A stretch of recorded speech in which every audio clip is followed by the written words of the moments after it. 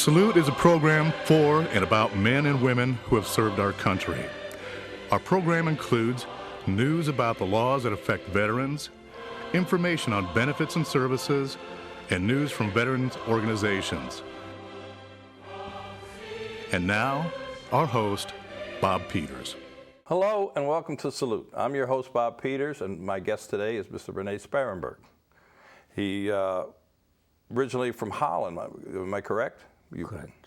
Tell us a little bit about yourself, because you've had quite an interesting life. And but first, I'd like to know when you were born, and you were born over there. You live here now, right? I was born on the Isle of Java in the Dutch East Indies at the time, and the city where I was born called Semarang on the north coast of Java. And later on, when I was about 8 years old, my parents moved from Semarang to the southern part of Java, it is a little city called Yogyakarta. And that is where I spent my youth until I was 9 years old, when my parents went on leave to the Netherlands. My father was working for a timber company in the Netherlands, and his contract was that every 6 years he was entitled for a leave of 6 months in his mother country. So that was in 1927 when my father and my mother, with my sister, little brother, and a baby, plus a servant, went by boat from Java to the Netherlands, and spending there my father's vacation, so to say. But when that was over and he had to go back to the Dutch East Indies, they left me for proper education, school education, and study at the university in the Netherlands. I was then 8 years old. Right, and you, I have some pictures here when I get to them. You got involved in sports. Yes, from the beginning. My original sport, like many Europeans, was soccer, football. Not the football we know here in the United States, but it was soccer. But my uncle and my aunt, where I was boarding, found soccer too dangerous, and then I changed my sports to field hockey. And in field hockey, I was rather fast on my feet, and I became a field hockey player fit for the Dutch team represented at the Olympics in Berlin, eventually in 1936. Yeah, I have some pictures here. This picture here is... It's my club where I was a member. The club was called Hilversum. And then later... That is a city south of Amsterdam. Uh-huh. So it was a club you belonged to, and then you played international, right? And then I was chosen in our national team, and I played matches. I think I played all in all roughly 20 matches against Belgium, France, Germany, Switzerland, Denmark, and until I was at an age that my father called me because he wanted me as his successor for his business in the Dutch East Indies. And that was in 1939. This is the team, right? And that was our Olympic team, yes. Uh-huh. Now, how did you get to be part of an Olympic team? Well, I was a member of a normal team in the city of Hilversum. And there was an Olympic committee, of course, and a department of the Olympic committee was the Department of Field Hockey, and they had people who were watching the best players or the players who could be chosen for international play. So at one stage, apparently they found me good enough, and I had 3 matches as a sort of trial match in a so-called B team of the Netherlands, and I was fairly quick. I was left outside. Later on, I was center forward, and eventually they found me fit enough and good enough to become a permanent member of the national team. And this? And that is the the bronze medal which we won during the Olympics in Berlin in 1936.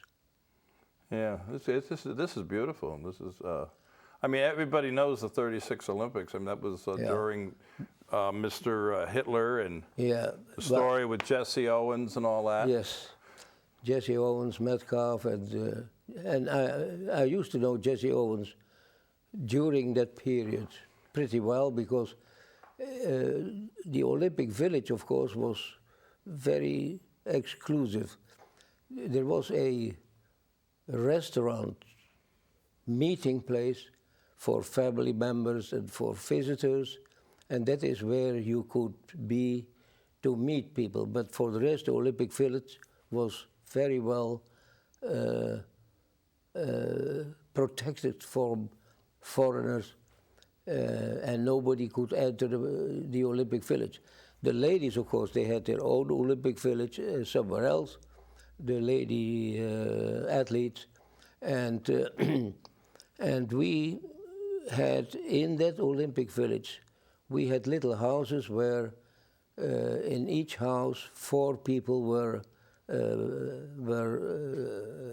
living, and it was, of course, a routine every morning, training every morning, doing all kinds of exercises, except for the day that you had to play a match, because the Olympic Stadium was roughly about 15, 16 miles from the Olympic Village.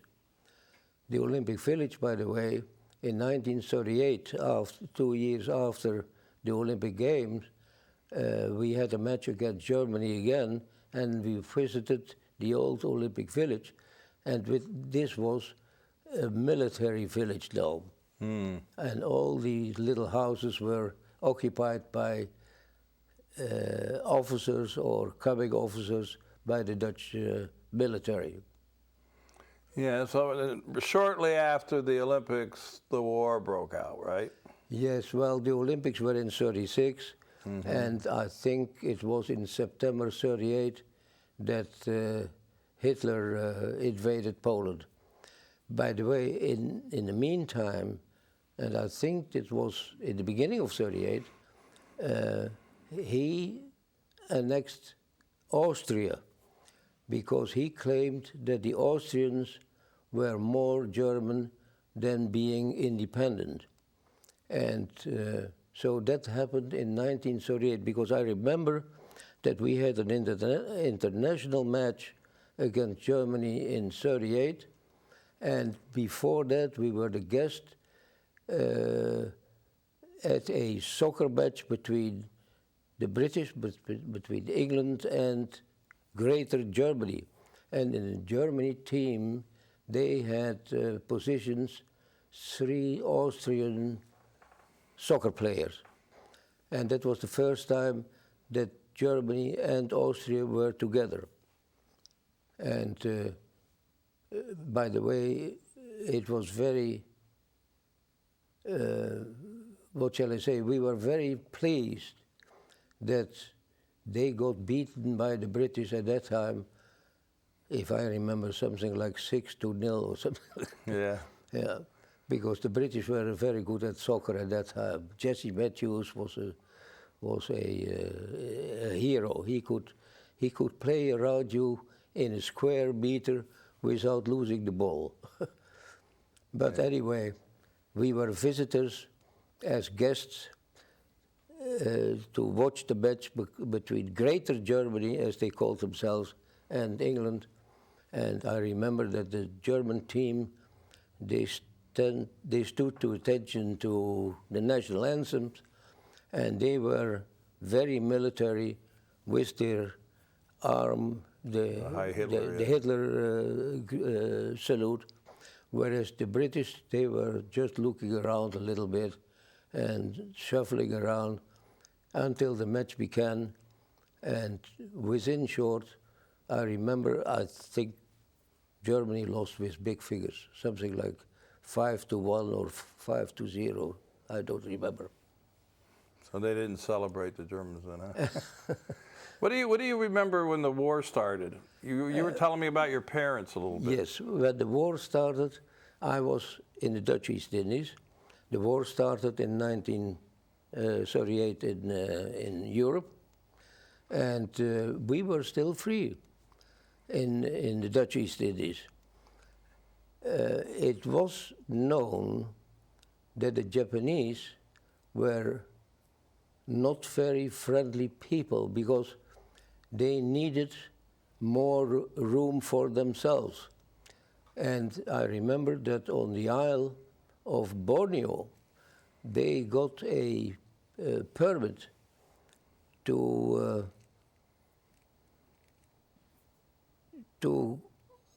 work there in the forest to cut wood for their needs in Japan. And before we knew it, they were building 5 tennis courts at legs, whereas the Dutch government at that time said, why 5 or 6 of these tennis courts? Because you are only a small unit. But these tennis courts became a landing strip for aircraft. They were an alternative moment. Yes, but anyway, they were there, and it was still in peacetime. And I remember that a delegation of the Japanese came to the government of the Dutch East Indies in Batavia, and they had discussions and this and that,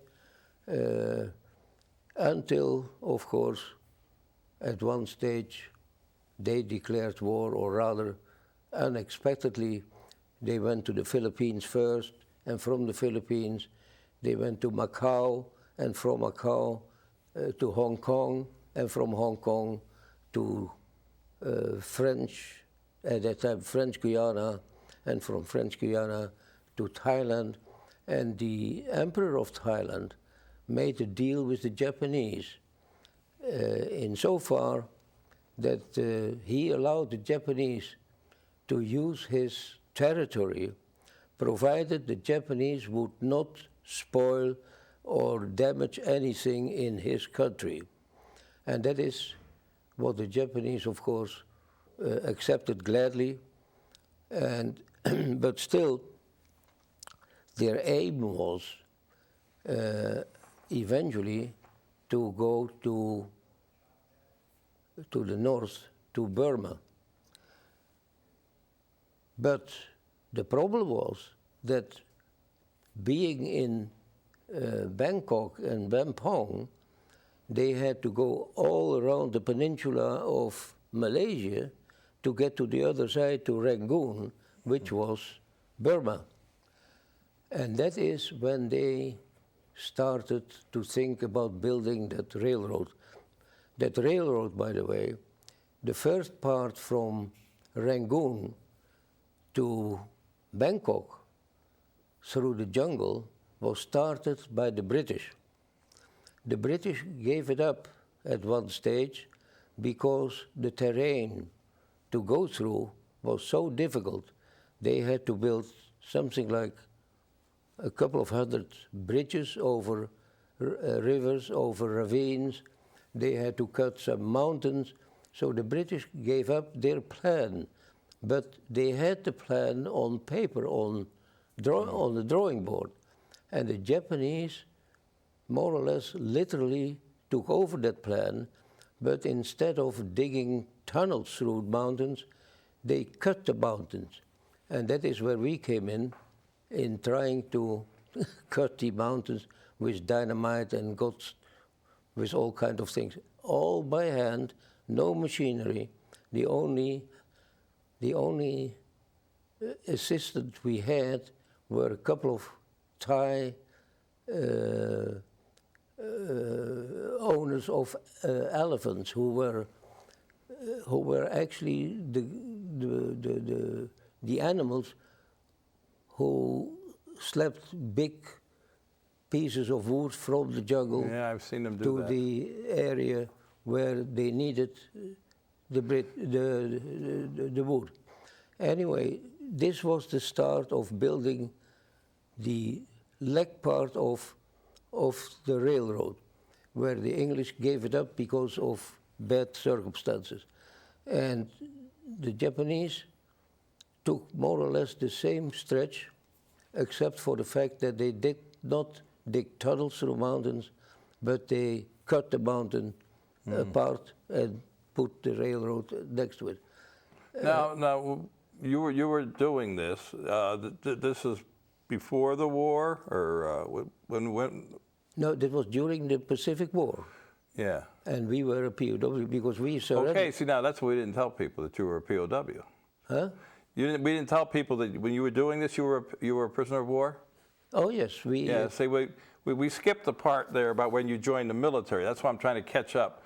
You joined the Holland, right? You were. I was, yeah, and when I was sent to the Dutch East Indies, I was still a reserve military, and I became in the Dutch East Indies a part of our military system, and I even obtained the rank of Sergeant First Class, which was, in my opinion, an honor, because 90% of the army had to salute me. Oh yeah, that's good. But you were telling me before you were a machine gunner. Yes. And you had a very good aim with the hand grenade, eh? Yes, with a hand grenade. Yes. Yeah. But that hand grenade was you had to throw it at a certain method, because you had to dismantle the, how do you call it, that thing? Pin? The pin, and you had to throw it this way. And I used to throw it that way, but that was not allowed. Yeah. And but anyway, you can laugh about it, but it was a serious matter.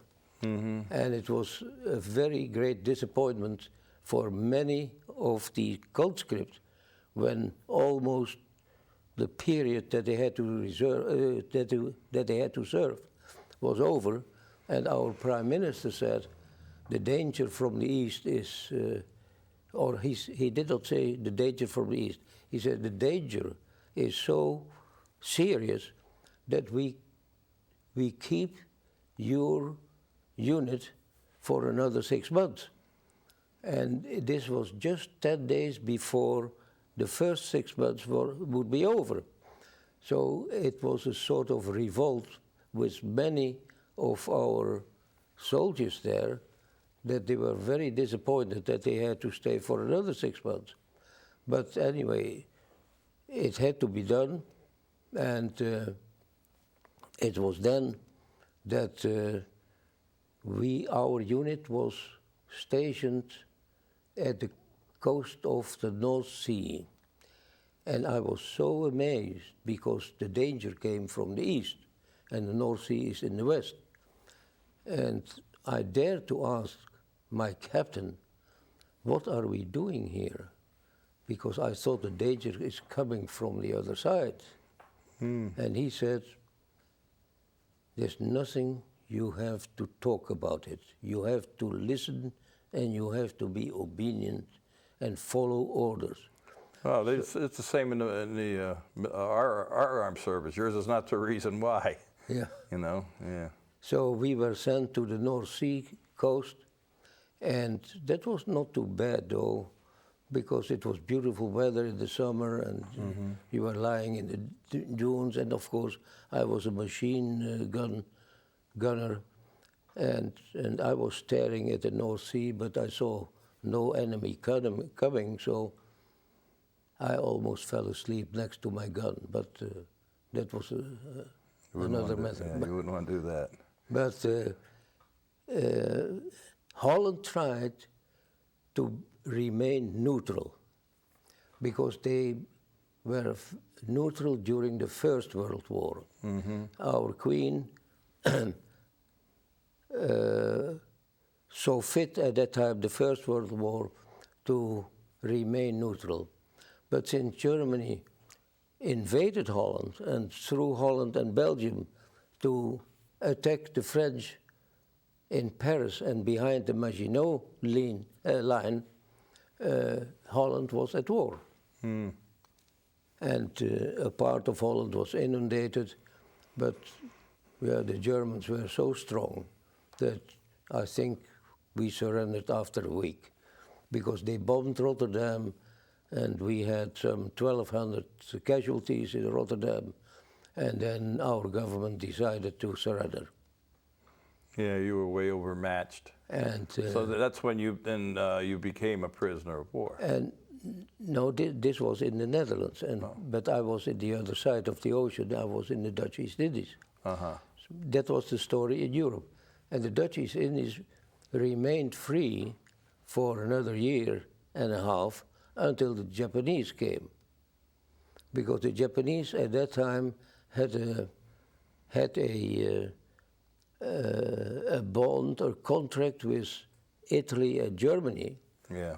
And that was the famous triangle that the Germans were very happy that the Japanese were joining the war.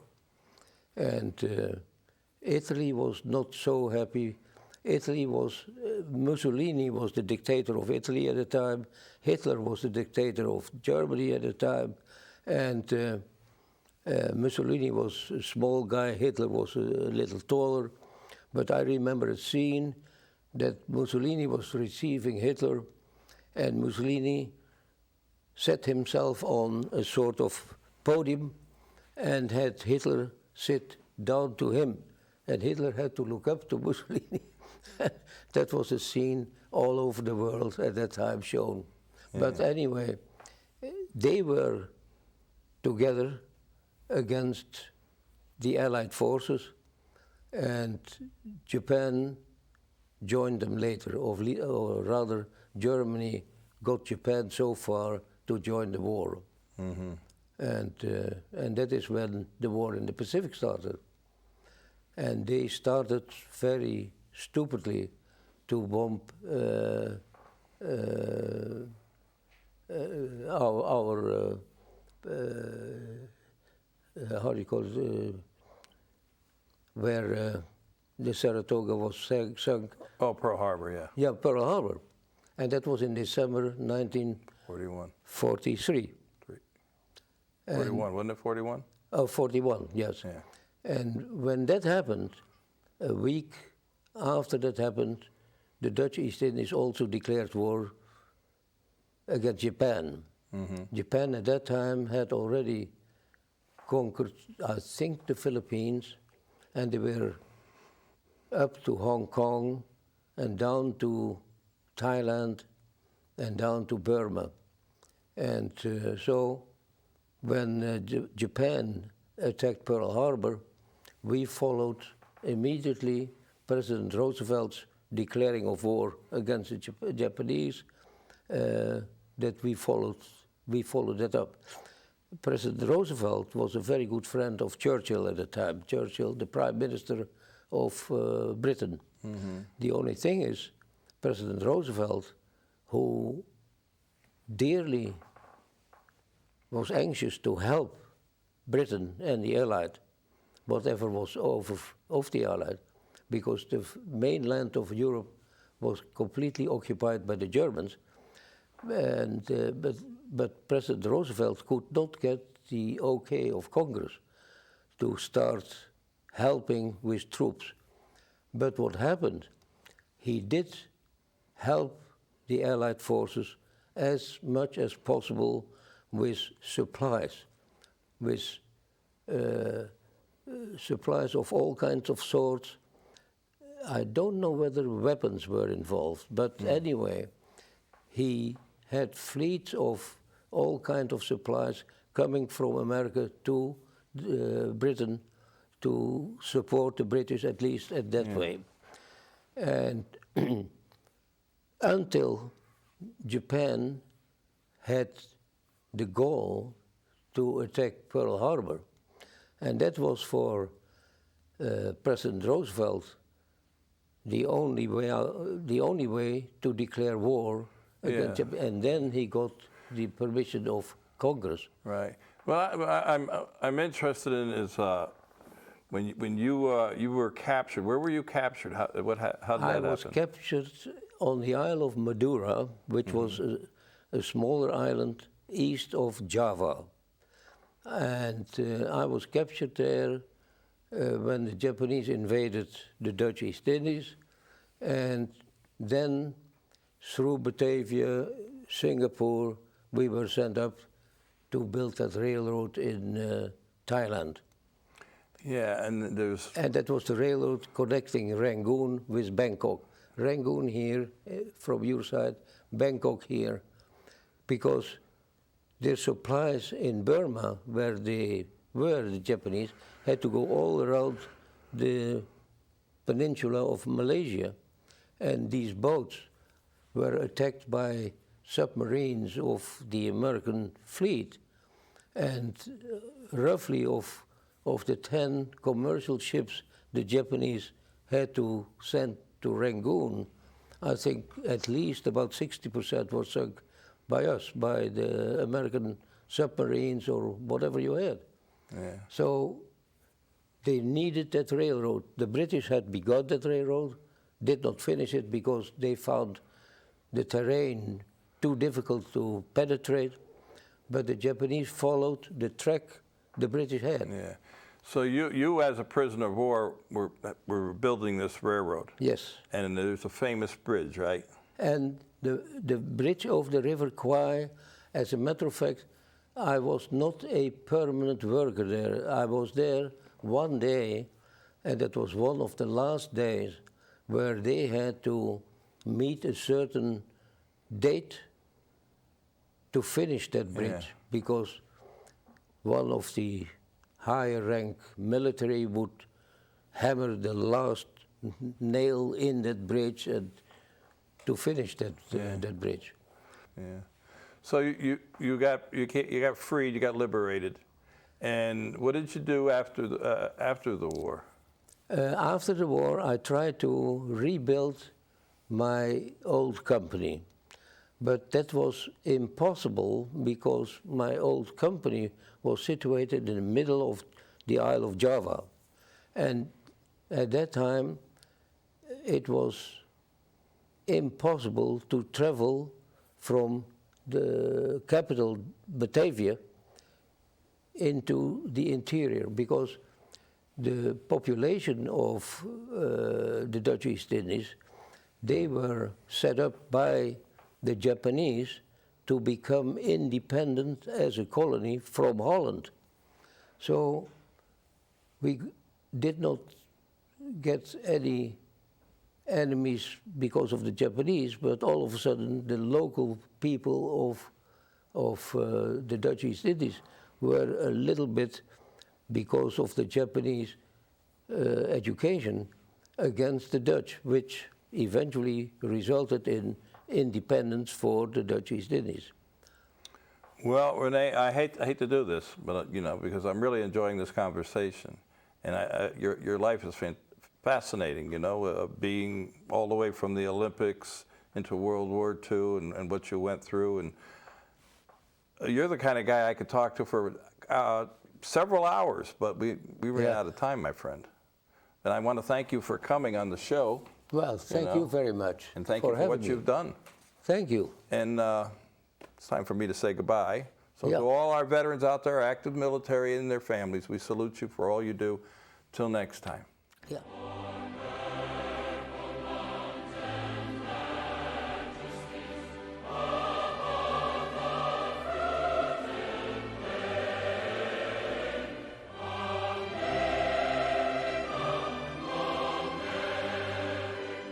We are now entering our third year salute here at Lakefront TV.